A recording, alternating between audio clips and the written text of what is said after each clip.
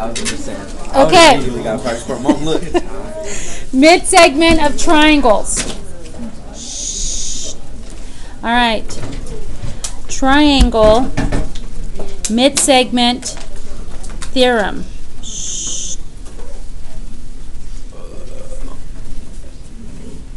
All right. Now, we're going to start with our if statement, and then we'll get our then statement. If D is the midpoint of CA and E is the midpoint of CB, then, and before I write the then, we're going to get our picture down so we understand what the heck we're talking about. Alright, so far I have if D is the midpoint of CA and E is the midpoint of CB. So what we're going to do is get our triangle down. And we'll call this triangle ABC.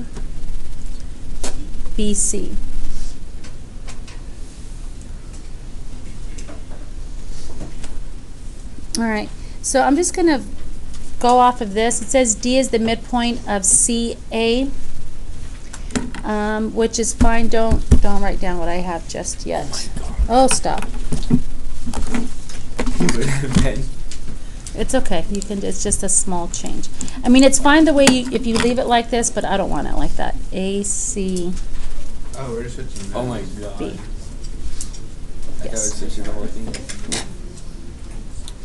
All right. ACB. Now, if D is the midpoint of CA, there will come a time where we do this mathematically with graph paper and formulas and finding midpoints and distance and so forth, but today we're going to eyeball it. So can you guys approximately get to where you think your middle would be and call that point D? But you could just, doesn't it have to be the exact? Yes, it does. That's why we will get to that eventually. We're going to, show you what it's going to look like. When we need like a ruler. We're going to get to that. Yes, it's right here. There will come a day before the test, because it will be on the test, where we have the graph paper and we use all our formulas and it's mathematical and they're actual points. So it's not just eyeballing it. Yeah. This is on the test, by the way. This exact question. You have to know the midpoint, the slope, the distance. We're going to go over all that. It's not like you're taking the test on Monday. Okay. Guys. Okay, E is the midpoint of CB. Okay. Now, I have a question for you guys. If D is the midpoint of AC, what does that mean about AD and DC? That they're equal. Okay, so can I put tick marks like that? Sure. All right. If E, this is a point. If E is the midpoint of CB, what does it mean about CE and BE? They're equal. They are congruent. Now, does that mean that CD is equal to CE? No. Does it mean that DA is equal to EB? No. No, not across the other side, but on this side and this side. I'm going to connect to DE, and this is where the then part comes out. Okay? Then DE will always be parallel to your AB, to the base. DE will always be parallel to the base as long as it's the mid-segment of your two legs. And AB equals twice the length of DE. AB, the base, equals twice the length of DE, the mid-segment. All right, so if you have this length and you have this length, this will always be twice as big as DE. Does that make sense? Yes? All right, so let's try some examples. Questions on the theorem before we move on. Okay. Examples. name the triangle sides that are parallel to the given side.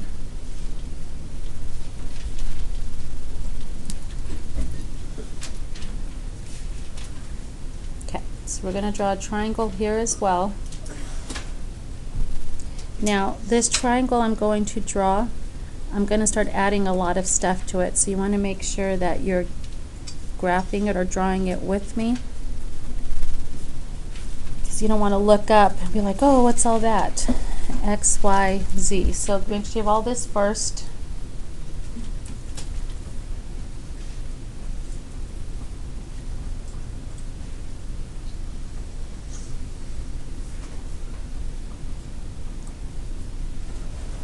Okay, we ready?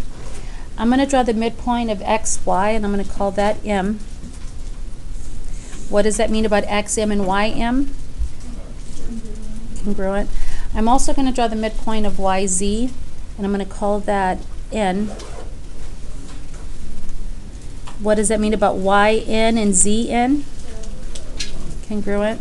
What does that mean about M, N, and X, Z? They are what? Parallel. And which one's twice as big? XZ is twice as big as MN. Okay, we're not done. I'm also going to draw down here P, which is the midsegment of XZ. So what does it mean about XP and ZP? Congruent. Now, do you agree I can draw a midsegment across this way, and now I have that PN is parallel to what? Do you see that? That now this is my new midsegment and that is my new base. Can you guys see that? That means that XY is twice as big as the NP. Do you guys see that? Now I could also draw a midsegment across this way. Why? Because this point is the midsegment of that line and P is the midsegment of this line. So I have another midsegment. How many total midsegments do I have?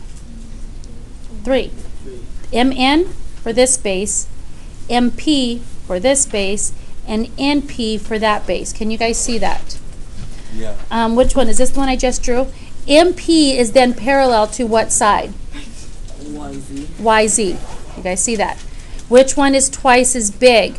YZ is twice as big as MP, or is MP twice as big? YZ twice as big as MP. Can you guys see that?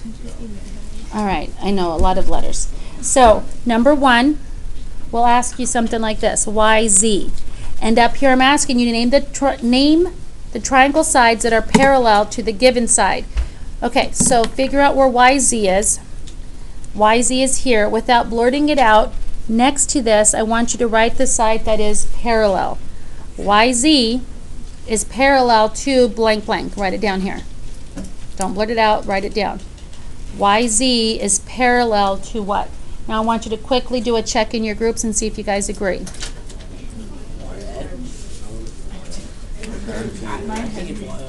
It's what MP is parallel means. They're gonna never meet. You see that YX.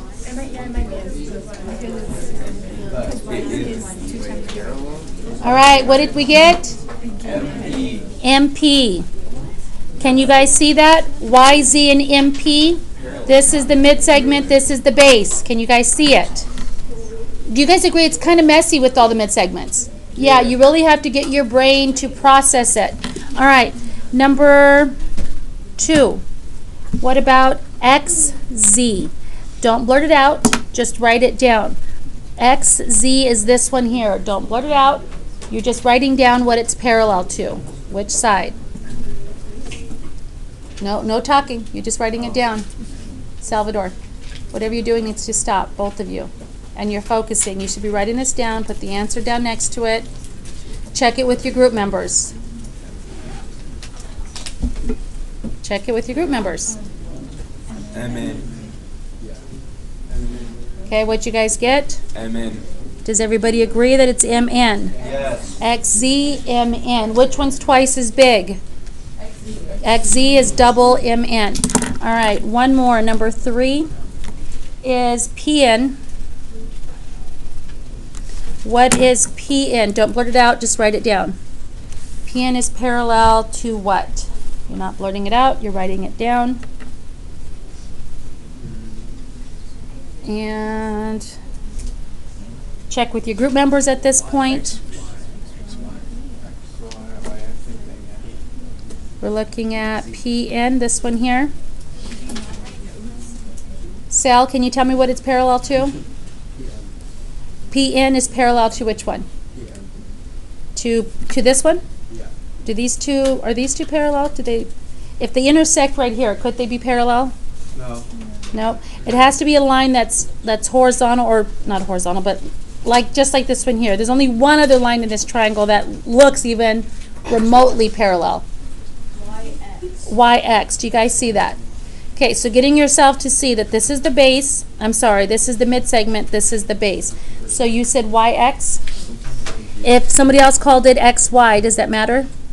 No. No. All right, so you want to get the hang of this. When I get you your worksheet, you'll get more practice. Questions before I move on? No. All right, solve for X. We're going to start out with an easy one.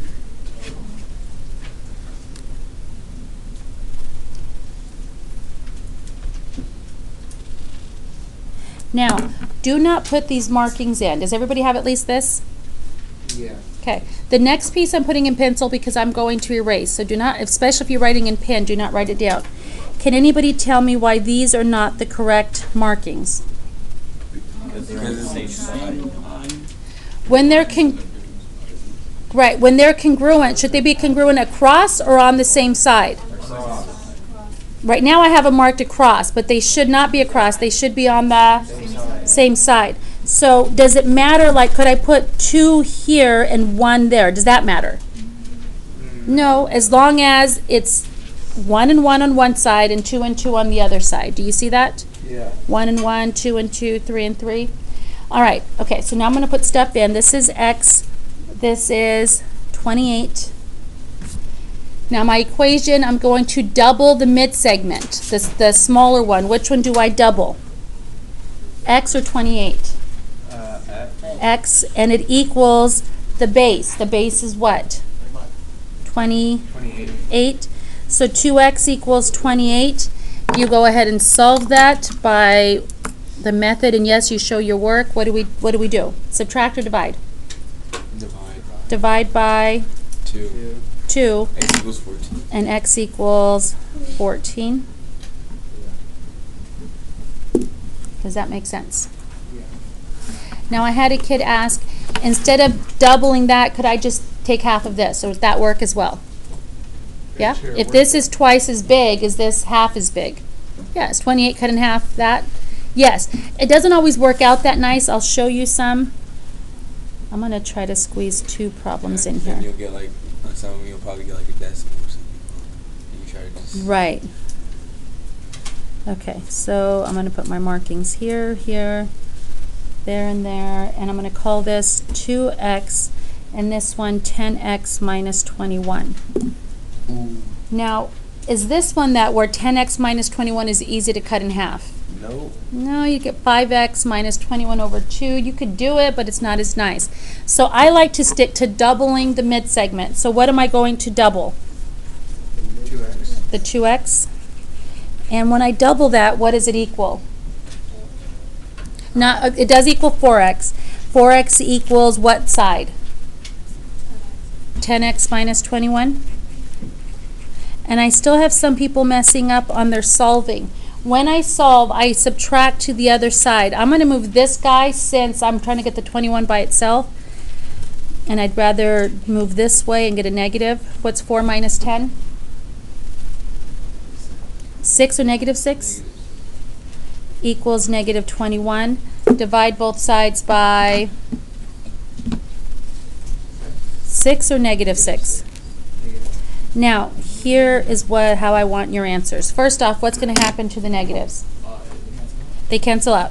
Now, when you write your answer, you have choices. If you leave it as a fraction, which you can, I just ask that you reduce. What goes into 21 and 6? 3. So what's 21 divided by 3? 7. 7 over what's 6 divided by 3? 2. 2. So 7 over 2 would be your answer. Now, if you don't like it like that, could you change it to, this is an improper fraction, can you change it to a mixed number? 2 goes into 7 how many times? 3. 3 with the remainder of? 1. 1. And if you don't even like that, could you just plug in your calculator and get 3.5? Yep. Do I need all 3 of those answers? No. No. You pick one. Hustle. All right. I don't have room here like I thought I would, so I'm going to go to the next page for the next one. All right. Questions before I move on? Are we going to have any questions on the test like that number 2? Yeah. There's going to be questions that are Where like that? you get decimals? Yes, that happens. And that's perfectly fine. Decimals are our friends, just like fractions. I hate fractions. I hate fractions. Are they your frenemies? No. Not even that? Fractions are the worst. I like decimals. They're easy to work with. All right. They're our friends. They're hard to work with. I don't know why it says 20. That's number 3.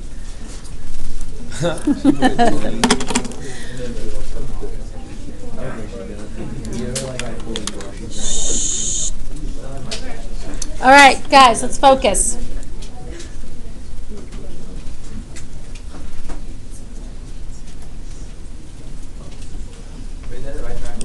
It is not. It could be, but why can we not assume? There's no right angle. There's no right marking, no corner, no 90. All right, so here is where kids in my last class struggled. Which piece am I doubling, the x minus 8 or the 37? That's fine. So now they wanted to know when I double, which one do I multiply by 2, the x, the 8, or both? Now when I write it like this, is it easy to see that it's going to be both? What is this property called? Distribution property. Can you see that? Okay, now most kids, if I write it like this, know to distribute. But when they see it like this, they don't necessarily notice and recognize. So should you make a mental note right now, you distribute that too. Yes, so what does that give me? Not 2x minus 8, but 2x minus? 16. 16 equals 37. Do I add or subtract the 16? Add. Add. Gone. 2x equals, what's 37 plus 16? 53. 15. Yeah. Yeah, it's 53. Equals 26.5. All right. And then I divide both sides by 2. Now, you changed yours to a decimal. What did you get?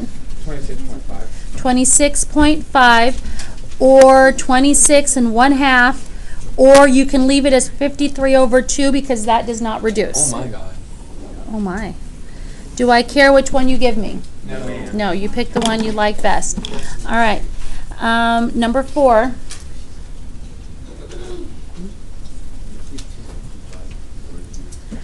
$26.5, 26 and 1/2, and 53 over 2.